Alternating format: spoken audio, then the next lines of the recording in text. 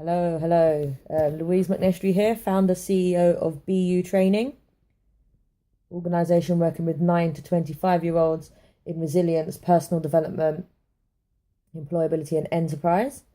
Doing a series of talks for Youth Work Week. So Youth Work Week 2016, we're here, we're celebrating a whole week of youth work. And this year's theme is, how does youth work support young people in brighter futures?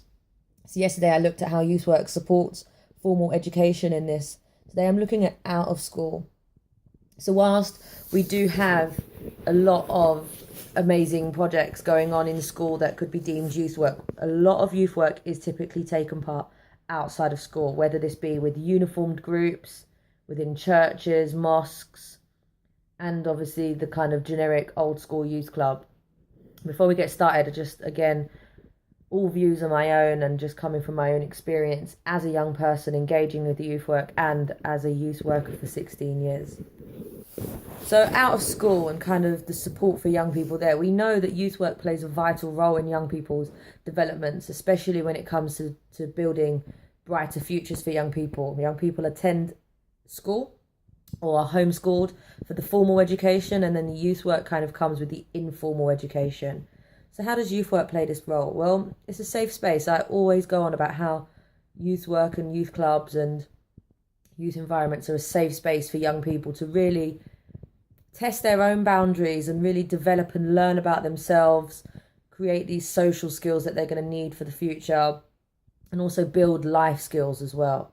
I've mentioned in previous posts, some of the food I still cook today was learned at a youth club. Youth workers are there to listen. Youth workers have many hats. Often, the youth worker is the first person who's asked that young person, how's your day been? If young person's come straight from school, straight to the youth club, or if parents aren't home from work yet, we go straight into that youth club and they're the first person that asks, how's your day?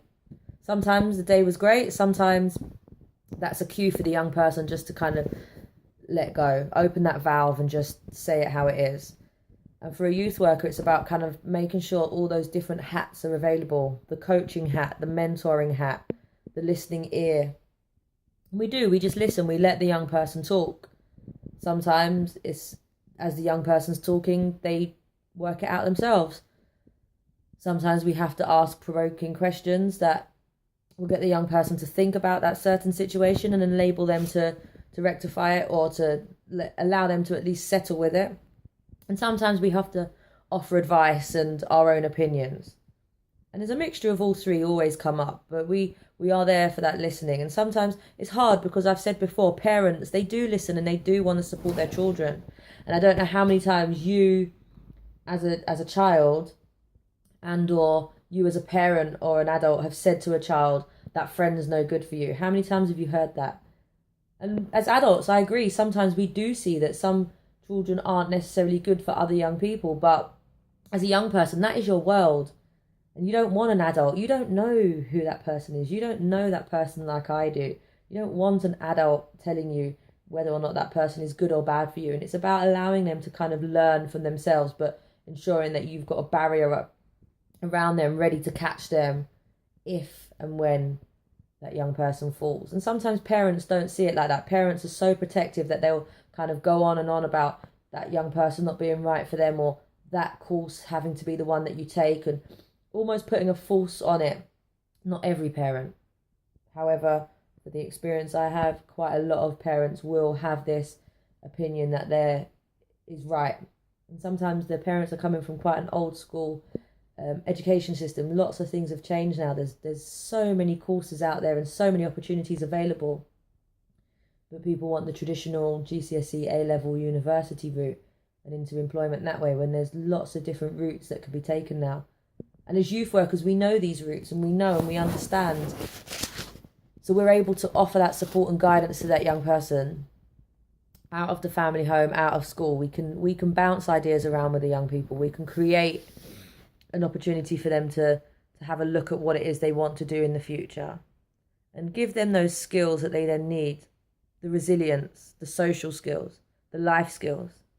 How many times have you been in a youth club, or how many times just in a family setting where one of the younger people have just they got so angry and they flipped the Monopoly board or the chessboard, whatever it is they're playing. They've got the anger and they've just knocked it over and stormed off because they've lost. How do we support the young people through coping through those emotions? Teenage years are hard. Remember when you were a teenager, how hard it is.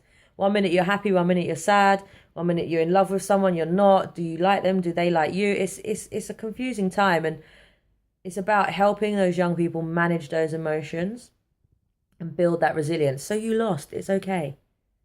In life, sometimes things don't go your way, but it's okay.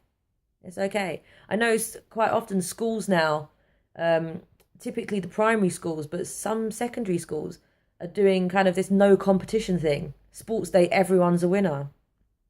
Competitions aren't competitions, they're just taking part. And yes, there's an aspect of that, but where is the competition? Life is competition. Young people need to know that they have to compete for their place. As an entrepreneur, you have to be on it 100%. You have to be going for it. As an employer working up the career ladder, you have to be showing initiative. You have to be resilient and be able to bounce back and adapt. And these are all skills that we need to learn, and they will learn through competition and through competitive activities. And yes, sometimes we don't always get what we want, but unfortunately we do need to learn and be able to support the young people in managing those emotions and looking at why it wasn't they got it. Was it a mindset? Was it that they didn't put effort in? Or was it just genuinely bad luck? Was it just genuinely not their time to get that position or opportunity? And we as youth workers need to support that. And again, ask those questions to enable those young people to learn those skills that they will carry on for life. And one thing I think, just to leave you, is trust. I trust that my work is being done. What we do is we plant seeds.